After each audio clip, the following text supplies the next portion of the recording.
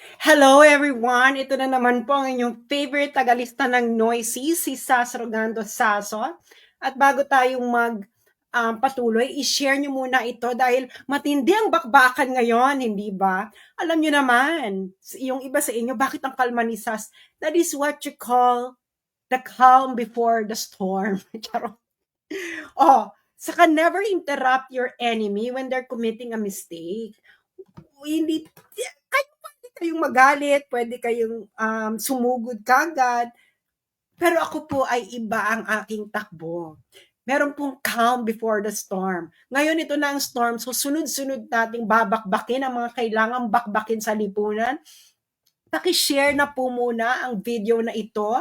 I-share nyo kung kayo ay merong may pagmamahal at kung ayaw nyong ginagawang Vovo ang kabataan ng Kabataan Party List. I-share nyo ito para makita ito ng mga, lalo na yung mga bata pang mga anak, no, yung mga high school, college, na yan, yung mga number one nire-recruit ng Kabataan Party List para sa kanilang pansariling interest.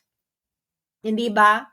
Oh, i-share nyo ito now na mga friendship. Okay, i-discuss natin ang pahayag ng Kabataan Party List laban sa akin. Yung Kabataan Party List, makinig kayo. Yung mga miyembro ninyo, makinig kayo. Na may matutunan naman kayo at magkaroon kayo ng laman ng mga kokote ninyo at hindi na lang puro pagsasayaw sa TikTok ang inaatupag ninyong Kabataan Party List kayo.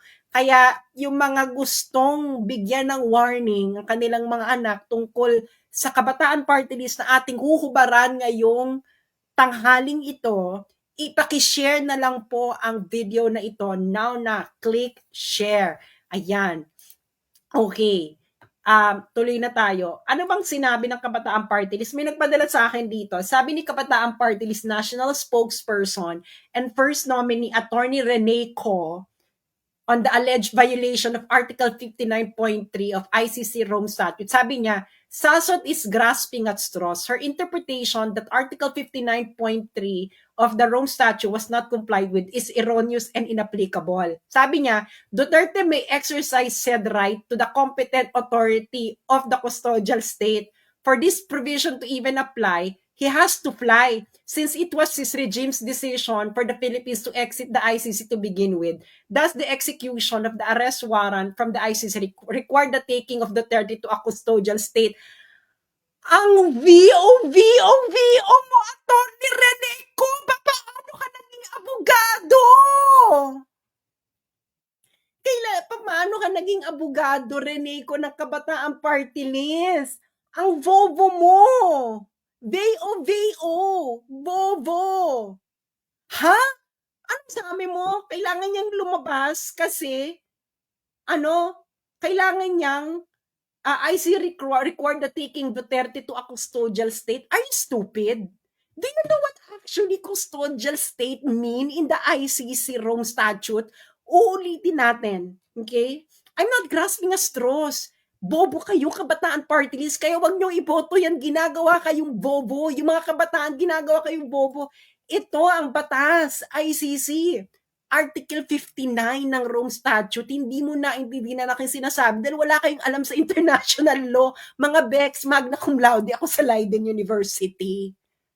Ulitin natin ang Article 59. Tatagalugin ko para maintindihan ni Atty. Rene Co ng Kabataan Party List. Yung mga sundalo, kanino kayo makikinig Kabataan Party List? So sa akin, Article 59, arrest proceedings in the custodial state. A state party which has received a request for provisional arrest or for arrest and surrender shall immediately take steps to arrest the person in question in accordance with its laws and the provision. Ibig sabihin, yung state party na nakatanggap ng warrant of arrest, siya yung aaresto, siya yung custodial state, Atty. Rene Co. Ang bobo mo. Ano yung sinabi mo? Dahil umalis na ang Duterte administration, kailangan dalhin si Duterte sa isang custodial state? Does it make any sense to you, Atty. Rene Co? By what authority you will bring someone to another state? You are the custodial state. You implemented the arrest.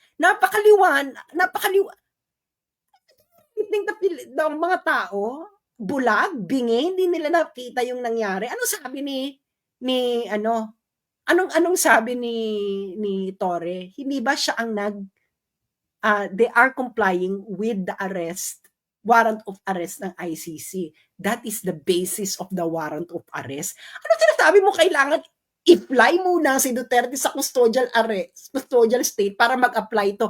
The custodial state is the one who arrested. Stupid!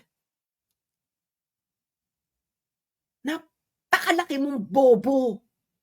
Diyos mio, grasping at straws. Ikaw ang grasping at straws.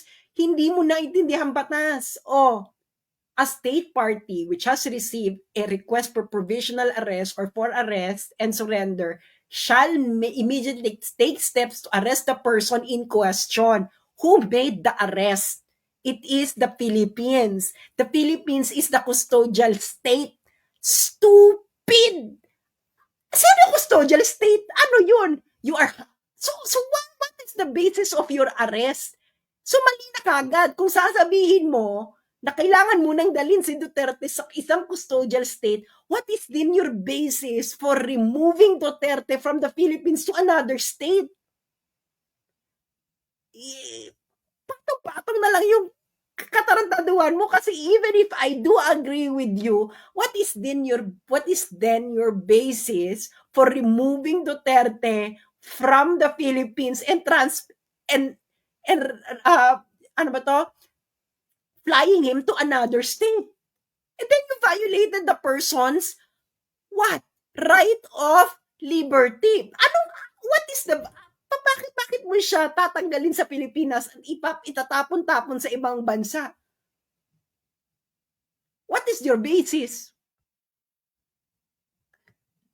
Ang basis is yung ICC arrest warrant, Attorney Renego ng Kabataan Party List. Therefore, yung theory mo, ulitin natin yung theory mo, Attorney Renego, yung theory mo na kailangan mo nang dalhin si Duterte sa custodial state bago mag-affect ang kanyang rights, ay isang malaking calisthenics, legal calisthenics. The custodial state is the one who made the arrest. The custodial state is where the person was arrested. Saan inaresto si Duterte? Sa Pilipinas. So, ang custodial state, Pilipinas. Yung sinasabi mong, umalis na kasi ang Pilipinas sa ICC, kaya kailangan paliparin muna si Duterte sa ibang bansa. You are just making yourself more stupid. Your argument is this: dahil umalis na ang Pilipinas sa ICC, wala nang jurisdiction ang ICC sa Pilipinas, kaya si Duterte kailangan ilipad sa isang bansang may jurisdiction ng ICC. Are you this stupid? So what is din your basis for removing Duterte from the Philippines if the warrant of arrest has no longer a jurisdiction in the Philippines? Ano bang legal calisthenics ito, Kabataan Party List, Attorney Renego? Nagtapos ka ba talaga ng abogasya? Well, nagtapos ka naman, no? Kaya ka nga attorney. Pero kasi sa Pilipinas kasi, 5 units lang ang international law. Ulitin ko lang, magna cum laude po ako sa Leiden University. Kung may alam ka sa international law, you know Leiden University. At ako po ay natanggap na mag-masters ng international law sa Geneva Graduate Institute, at tanungin nyo kahit sinong may alam sa international law kung gaano kahirap makapasok ng Geneva Graduate Institute. Kaso meron akong isang offer, mag-PhD na international relations, nag-PhD na lang ako. Ikaw, 5 units ka lang na international law, be. Magna cum laude, Leiden University, natanggap sa Geneva Graduate Institute for Masters in International Law. Do you really think matatanggap ako sa Geneva Graduate Institute ng Masters in International Law nang wala akong alam na hindi solid ang background ko sa international law? That's stupid. Sabi niya, yung execution of the arrest warrant from the ICC required the taking of Duterte to a custodial state. Ginago mo na yung sarili mo. So ano yung warrant of arrest ni Duterte sa Pilipinas? Bakit siya hineld? What is the basis of the warrant? Doesn't make any sense. Kahit grade 5 Attorney Rene ko, alam ito. Uulitin natin ang procedure, ha? Attorney Rene ko, tatagalogin ko para maintindihan mo kasi baka hindi mo maintindihan kasi English yung Article 59. Ito yung arrest proceedings. Okay? English. Englishin ko muna kasi baka naintindihan mo. Step 1, a state party which shall receive a request for provisional arrest or for arrest and surrender shall immediately take step to arrest the person in question. So, sino naka-receive ng request ng arrest? Pilipinas, di ba? Sino ba? Meron pa bang iba? Meron pa ba ibang bansa, Attorney Reneco? Wala naman, di ba? Malinaw naman sa amin na Pilipinas, sinakatanggap. Kaya nga sila nag-implement ng warrant of arrest para arrestin si Duterte. Ano yung step 2? Reneco, Attorney Reneco. Ang step 2, pagka-aresto, ihaharap mo sa competent judicial authority ng ano? Custodial state. Sino yung custodial state? Siya yung umaresto. Sino yung umaresto? Pilipinas. Anong ginawa ni Torre? Hindi ba niya inaresto? Ano yun? Rendezvous? Tay-atay? Ano yun? Ano ba to? Gathering? Ano yung ginawa ni Torre? Hindi ba arrest yun? Ano yung basis ng arrest niya? ICC warrant.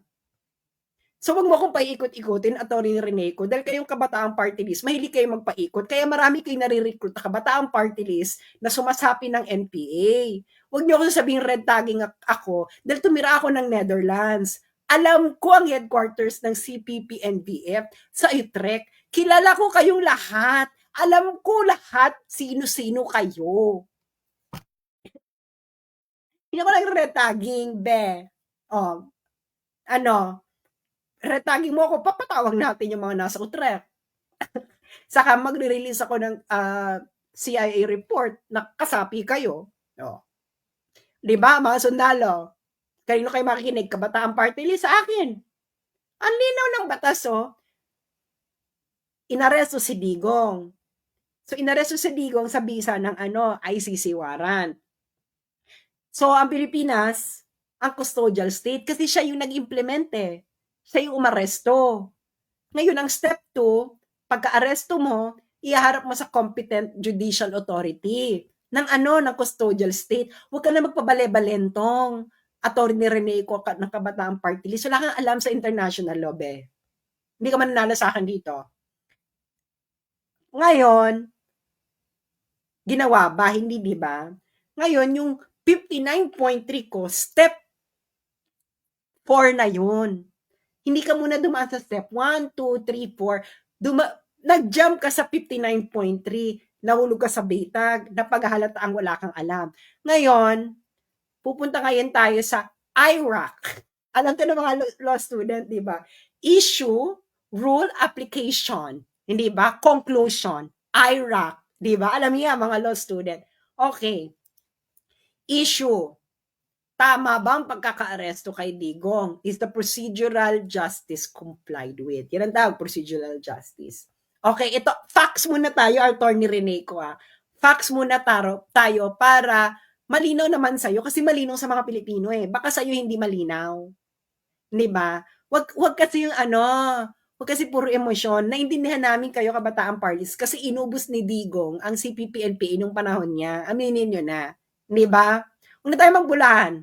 Member kayo ng CPP, NPA, NDF. Alam ko yan dahil ako'y tumira ng Netherlands at alam ko ang headquarters ng CPP, NDF sa Utrecht at kilala ko kayong lahat kung sino mga members. Okay. Mga member organization. Dahil malayo nag-uusapan doon kung sino-sino kayo member ng CPP, NPA, NDF sa Netherlands. Yes. Ganun kalaya. Tanungin niyo yung mga sosyalera sa Amsterdam. Yung asawa ni Halandoni, yung batang Halandoni, ay sosyalera sa Amsterdam yan. Ngayon, ito ang facts. Inaresto si Digong. Attorney Reneco, bakit siya inaresto? Kasi merong ICC warrant, di ba? So, sinong custodial state? Pilipinas. Kasi siya yung umaresto Hindi mo na kailangan siya ilipad.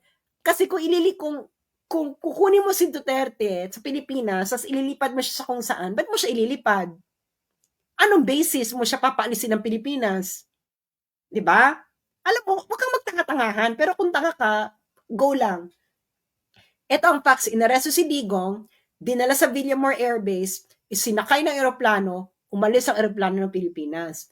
Anong batas ng ICC? O, ICC. Sabi mo, may alam ka, wala kang alam. Ito ang Article 59 ng Rome Statute ng arrest proceedings. Article 59.1, arrest the accused. Check. 'Di ba? Inaresto ni Torre. Check. Anong step 2? Step 2, iharap ang akusado sa competent judicial authority ng custodial state. Sino yung custodial state? Bakla ka ng taon. Alam mo naman yung custodial state, nandun pa sa labas ng Pilipinas. Bex, alam mo, di ba magbasa ng batas? You read the law together. Saan yung custodial state? Kung saan mo inaresto. Bakla ka ng taon. Oh, saan inaresto? Pilipinas. Sino yung custodial state? Pilipinas. Sino yung competent judicial authority ng Pilipinas? Mamili ka na lang, RTC, MTC, Supreme Court. Diba? Sa judiciary. Ginawa ba yung step 2? Hinarap ba ang akusado sa harapan ng judicial authority ng custodial state? Ang custodial state is the arresting state. Article 59.2 yan ng Rome Statute, Reneco. Sinunod ba? X, hindi sinunod. Anong step 3? Step 3, ang competent judicial authority susuriin ang warrant, process, at kung nirespeto ang karapatan ng accused. Hindi na nga dumaan ng step 2. Hindi na nga hinarap ang accused sa competent judicial authority ng custodial state. And again, ang custodial state ay nakalink kung saan inaresto ang accused. So, saan siya inaresto? Sa Pilipinas. Dahil kung hindi inaresto si Duterte sa Pilipinas, so what is your legal basis of removing him from the Philippines? None. Ano ba? Kayo gumawa ng mistake na to. Tapos yung paliwanag yung palaban sa akin, legal calisthenics. Be, ordinary meaning of the language. Ano to?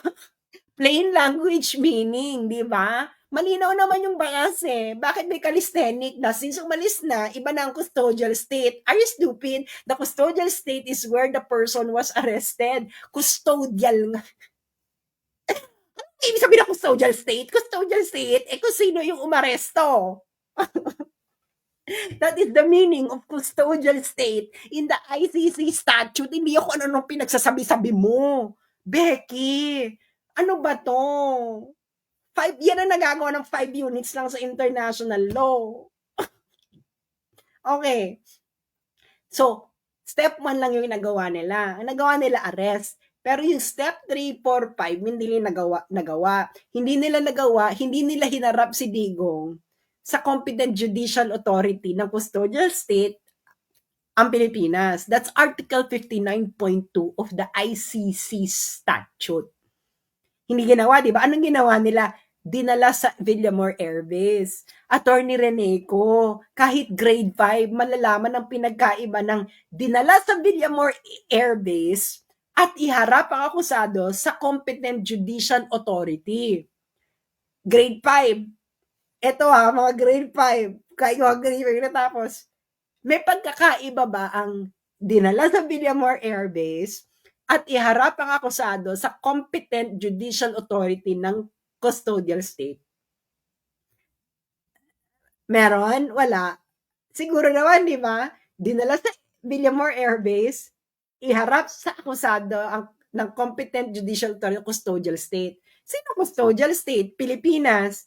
So, saan custodial state mo dadalhin? Attorney Reneco, Netherlands. Paano magiging custodial state ang Netherlands? So, ano ngayon yung arrangement ng Pilipinas at Netherlands? If I will go according to your theory, Reneco, ICC is not a state. The state is the Netherlands.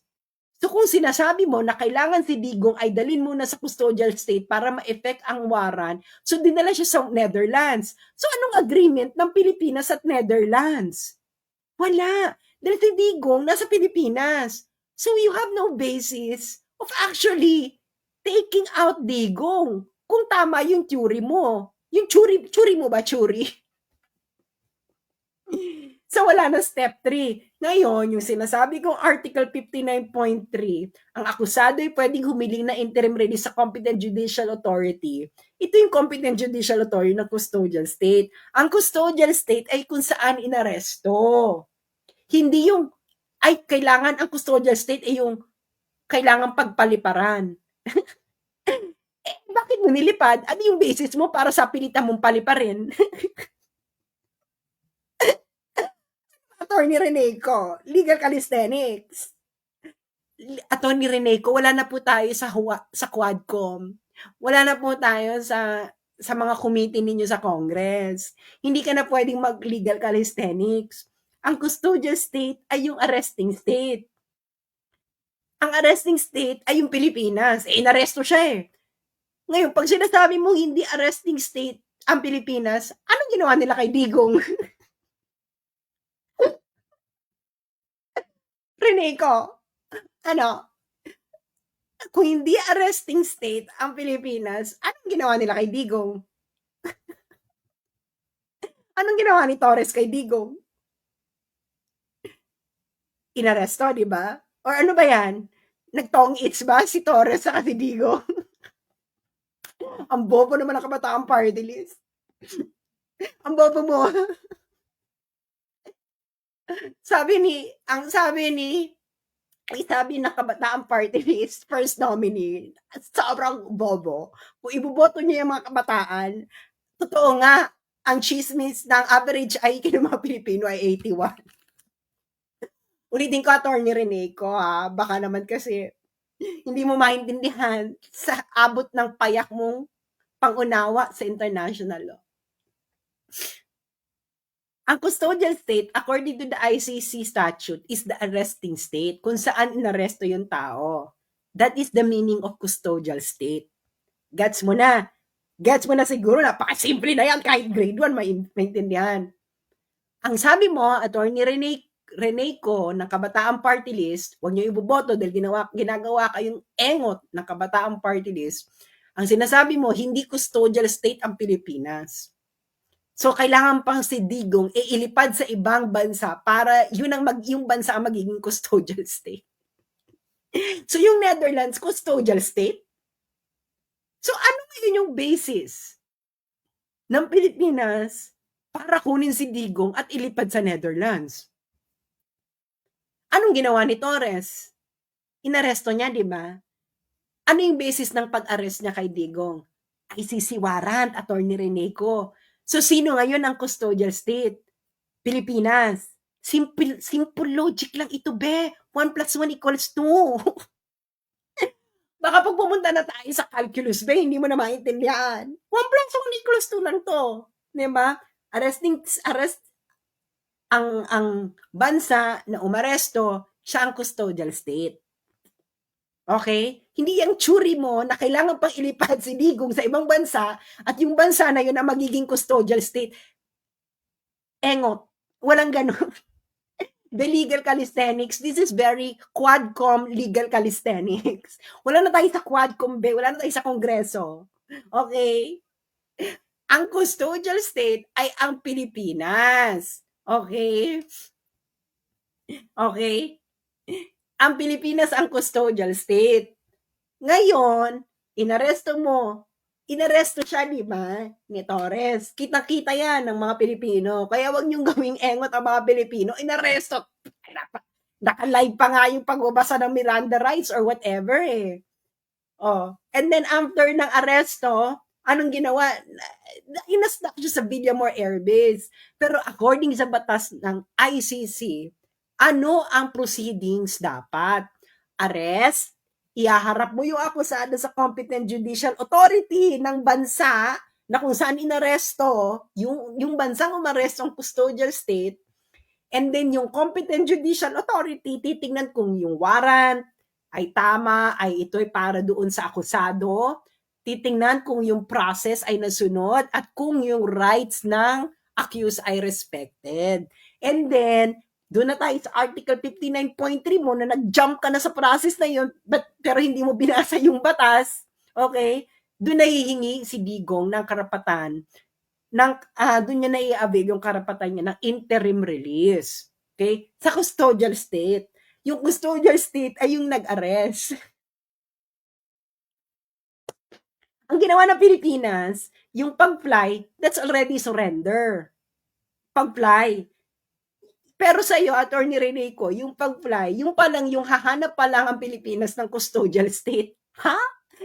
Anong basis mo? Walang alam sa batas ang puta.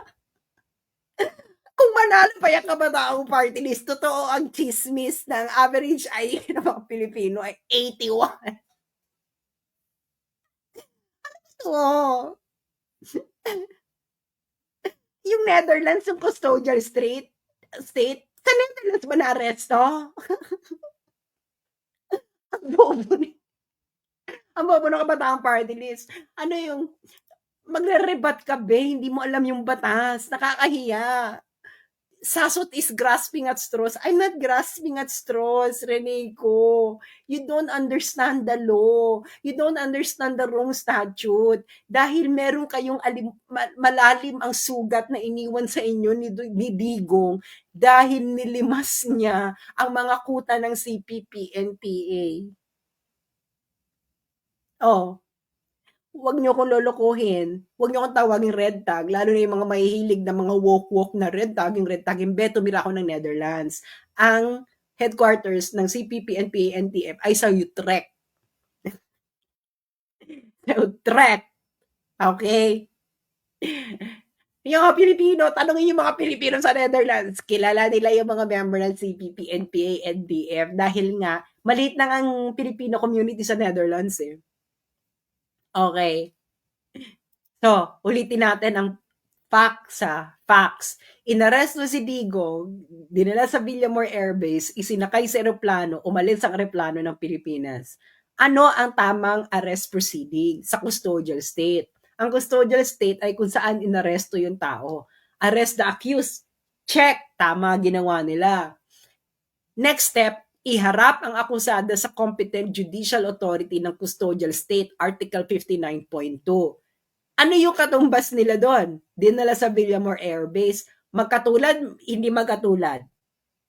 Hindi magkatulad. So, X na. So, X ka na sa step 2, malamang sa step 3 and 4, X ka na. Hindi ba? Kasi, yung step 3 and 4 is actually flowing from step 2. And step 2 flows from step 1. Ganyan magbasa ng batas sa Attorney Reneco. Hindi yung sumusugod-sugod ka, hindi mo alam pinag-uusapan. Alam mo ang tawag sa kalye sa'yo, ha? Ano ka, para kang miron. Bex, hindi mo alam pinag-uusapan, sisingit ka. Ano ka? Epal na miron. Nagmimiron-miron ka na nga lang, hindi mo pa alam yung pinag-uusapan. Ulitin natin, Attorney Reneco, Kabataang Party List. Ano ang facts? Inaresto si Digong ni Torres. Inilagak sa Villamor Air Base. Isinakay sa eroplano, umalis ang eroplano ng Pilipinas sa puntang Netherlands. Surrender yon to the ICC. Ano ang arrest proceedings? Ito ang procedural justice. Okay? Arrest the accused, pagkatapos mong arestuhin, ihaharap mo yung akusado sa competent judicial authority ng custodial state. Ang custodial state ay yung bansang umaresto. Ano pinagsasabi mo kailangan pandalin sa custodial state? So sasabihin mo sa amin yung Netherlands ang custodial state, hindi nga pwedeng maging custodial state ang Netherlands. Ang Netherlands na ay second state. Ang first state ay yung arresting state. Sinong arresting state? Pilipinas. Sa Pilipinas ang custodial state. So, tumugma ba yung step 2 sa step 2 ng BBM administration?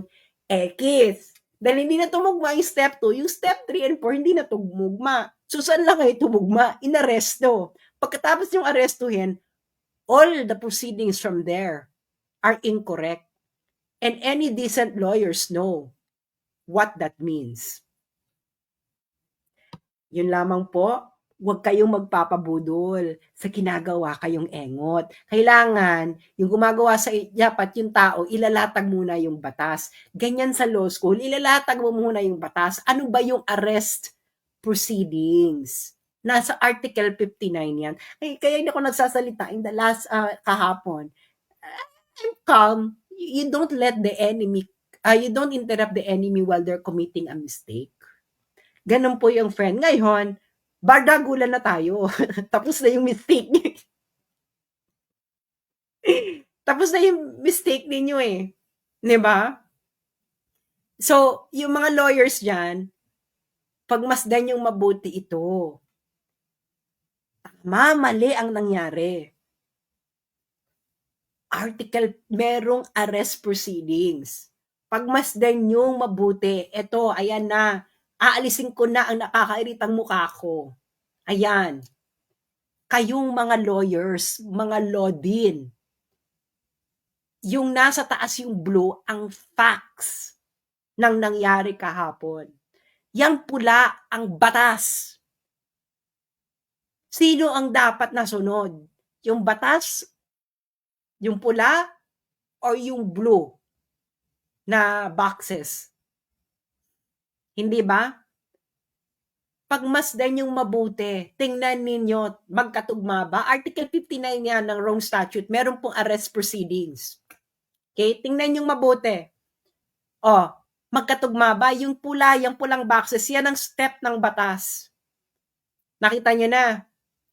Sige nga, magkakatugma yung fact doon sa law? Magkatugma? Hindi ba? Hindi? So kung yung facts ay hindi sumang-ayon sa batas, anong mangyayari? Alam mo namang manaig kayo, Kabataan Party List. Hindi ba? Tama lang yung inaresto si Digong. Yun lang yung nag-check. Pero after that, wala na. Tama? Kausapin ninyo yung mga lawyers na kakilala ninyo. Bisitahin nila yung Article 59 ng arrest proceedings ng ICC. Okay? Pasampal nyo to sa mga nagmamarunong na mga law din. Na mga kakampings. Ano dyan ang sumang-ayon sa ICC, arrest proceedings? Yung una lang, arrest. After ng arrest, wala na. Nakita ng lahat ng mga Pilipino kung ano nangyari. Napanood nila yung live, nasundan nila step by step. Hindi ba? Ang tumama lang yung arrest. After ng arrest, hindi na tumama. So alam nyo na, ipakita nyo na yan lahat. Di ba? Sabi ni Auntie Claire, dun daw sa local court sa Netherlands, iharap si PRRD. Well, kaloka niyan, ihaharap ninyo si PRRD sa Netherlands. Ano ngayon jurisdiction ng Netherlands sa kanya? Matinding usapin yan. Kasi hindi ka nga po pwede, kasi illegal yung pagpapalipad sa'yo sa Netherlands. That's a violation of your, right? Did you read the ICC statute? All the rights of the accused will be respected all throughout the proceedings. Ano yung basis ninyo na ililipad ninyo si Digong from the Philippines to the Netherlands? Ano yung kidnapping? Ngayon, kung sasabihin nyo, ang basis nyo, yung arrest warrant ng ICC, di babalik tayo dito. Babalik tayo kung na-comply ninyo yung ICC proceedings. Dapat, hinarap nyo muna si Digong sa competent authority. Hindi ba? Bakla, una-una, tatanungin ka kung sa local court ng Netherlands, kukontest si Digong, bakit nyo ako dinala dito? Anong basis ng pagpapadala nyo sa akin sa Netherlands? Anong basis ng Netherlands para mag-request sila kay Digong? Ngayon, kung may request ang Netherlands, that's extradition. Ang extradition, pwede pa ito i-contest sa Supreme Court. Hindi ka po pwedeng basta kunin mo yung tao, ipupuslit mo, at itatapon mo sa ibang bansa. Look at Tevez. Di ba si Tevez meron din red notice, may warrant of arrest. Nasaan siya ngayon? Nasa Istimor. Ang Istimor ba? Dahil lang sinabi ng Pilipinas, o gusto namin si Tevez, isinurrender na kagad si Tevez. Hindi. Dahil extradition yun. Okay? Kailangan mo mag-apply pa sa court. At yung extradition na yan, pwede pa yung i-challenge ni Digong. So lahat ng ginawa ninyo, walang lusot.